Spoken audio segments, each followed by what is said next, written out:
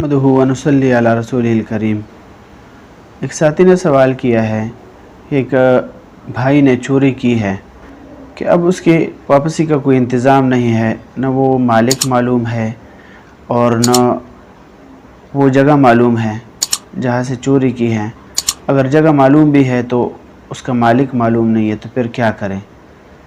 الجواب حامداً و مسلیاً اما بعد۔ صورت مسئولہ یہ ہے کہ مذکورہ شخص جس نے چوری کی ہے، سب سے پہلے تو وہ اس کام پر صدق دل سے توبہ اور استغفار کرے۔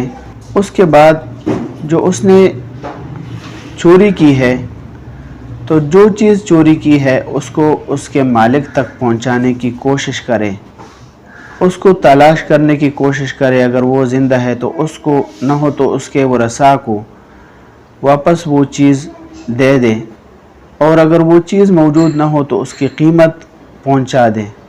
لیکن اگر تلاش کے باوجود وہ بندہ اور اس کے ورثاء نہ مل سکے تو ایسی صورت میں اس رقم کو اس آدمی کی طرف سے جس شخص کے اوپر زکوٰۃ ادا ہو جاتی ہو، ایسے بندے کو صدقہ کریں۔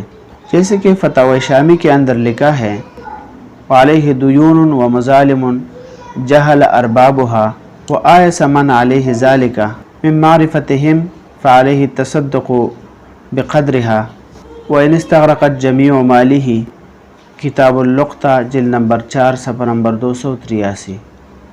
وما علینا الا البلاغ۔